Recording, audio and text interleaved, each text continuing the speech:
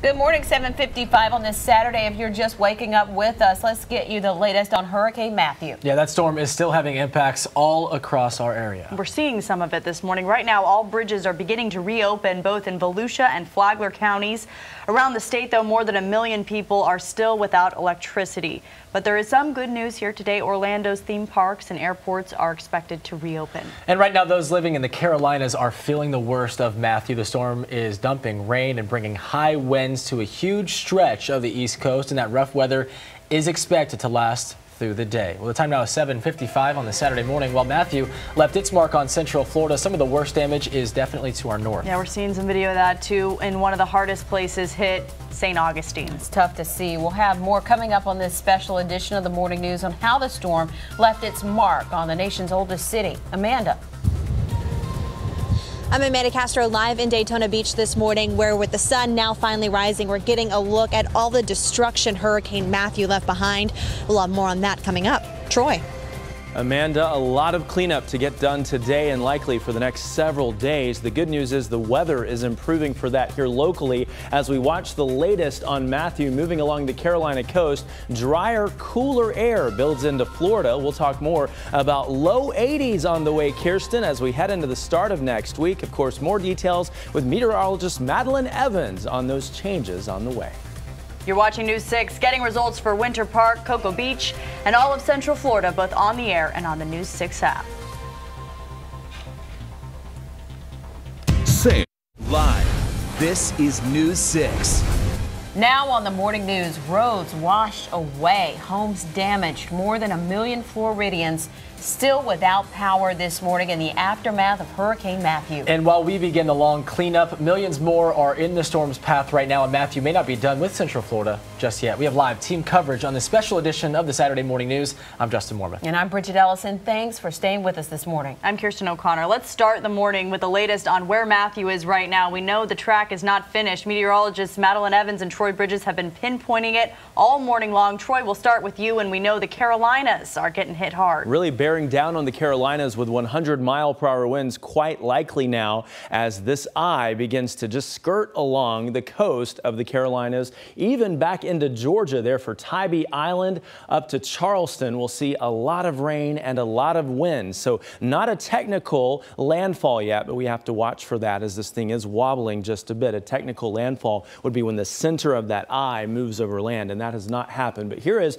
the official track. As of 5 o'clock this morning, there will be another one at 11. It does have it weakened a little bit now, so we've just gotten the 8 o'clock update in. So the data now shows that some of these winds have begun to weaken, which is some good news. Winds now at 85 miles an hour. We're digesting this information on the air with you. There is the track moving on in along the coast of the Carolinas, though, moving north-northeast. The biggest concern will be that surge in the coming days there along the Carolina coast, even back into Georgia, with a surge up to 11 feet possible. Talking about some historic surges for that region. For us, a lot of cleanup to do, and at least the weather is getting better for us. We do have some wind to deal with, but a beautiful sunrise across Central Florida. We're at 74 right now, and that's what it feels like, the wind out of the west-southwest at 10 miles an hour. Here is meteorologist Madeline Evans with more of the good news as we clean up a big mess across Central Florida. Oh yeah, and I know a lot of us like to see this nice dry radar. We don't have any rain to deal with this morning or throughout the day. So if you're out a lot today, clean up some of that debris. You're not going to have any rain to make it harder on you for today. 75 right now in the Villages, 76 in Leesburg, Kissimmee at 74, Cape Canaveral is at 75 this morning. Here's a look at your hour by hour today. We are staying dry for the entire day. So if you're outside for most of the day, you're going to have good conditions and you're not going to be too hot. We're getting up to 83 by noon under a partly cloudy sky. We do have a high of 87 now. We do have those winds lingering though, gusts up to about 20 miles per hour. And now with traffic with Amy Biandello, excuse me. It's not the easiest thing to say, especially in the morning. Thank you very much, Madeline. As far as the roads go, we do have some issues, especially again, as you can fully expect on the coastal area. We're talking some debris on the roads, some flooding concerns, some lights which will be non-operational. So you just have to be very vigilant out there once it is safe to travel. Inland though, we have pretty typical things, including an accident working. 3 southbound lanes had been blocked over in Claremont, over on East Washington Street, over on 27. Looks like the little delay past that. It wasn't a bad delay. It's already eased out pretty nicely though. And a look outside, looking very, very nice out here, which will of course, help cleanup efforts. Again, not easy to talk this morning. 95 out by Wickham Road in Melbourne, not bad. Back to you at the desk. Amy, thanks. The rain and strong winds are gone, but this morning the cleanup is just beginning in Central Florida after our brush with Hurricane Matthew. And for the first time, many along the coast have been allowed home to see the damage with their own eyes. Yeah, it's a tough time right now, but people are glad to get out there. We have team coverage on this Saturday morning up and down our coast, beginning with Brittany Harris in New Smyrna Beach. In the last 45 minutes, that causeway reopened so people could get back out there and survey that storm damage. Brittany.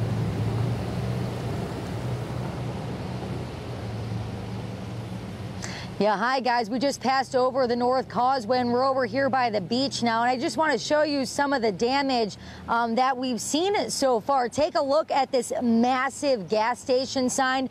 This is a Citgo gas station sign. It's massive. It tumbled down during the storm. So if that shows you just how strong the winds were during the hurricane, this is good proof of that.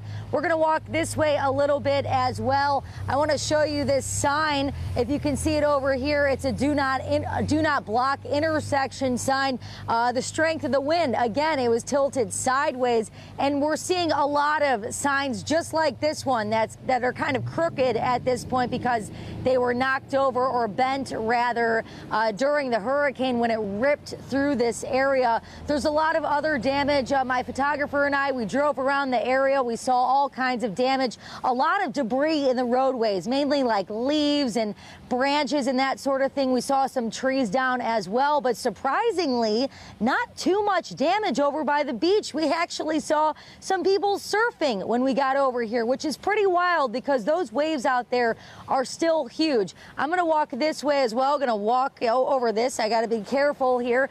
We actually, while we were out here, just ran into this gentleman over here who actually owns an insurance company, and he has a lot of customers in this area. So we're going to talk to him right now. Hi, how are you? Good morning. So tell me your name. Chase Herbig. All right, and you own HIG Insurance, is that right? Yes. So talk to me a little bit about what's going on. You've had a chance to see some of your customers' homes. Well, I actually stayed on the island, and my family went to Orlando, and it was very horrific. I live on the river, lost my dock and so forth, but I think this is really a testament to the good building codes that have improved over the many years. Not a lot of damage. The newer homes, at least, and newer businesses such as mine that have been built in the last many years. But I'm actually going around folks that cannot, our customers that can't get here to check on their homes. I'm actually checking on them for them. What kind of things are you seeing? A lot of flooding, I'm assuming? Flooding, you know, storm surge is really the biggest problem. I had about 10 feet storm surge behind my home on the river, and it wiped out a lot of docks, boats, and so forth. But storm surge is really your biggest problem. You know, it's probably 80% of the biggest claims. But I'm seeing, you know, not too much roof damage other than shingles blowing off. Windows have not been breached, which is the biggest, you know, biggest thing. All right.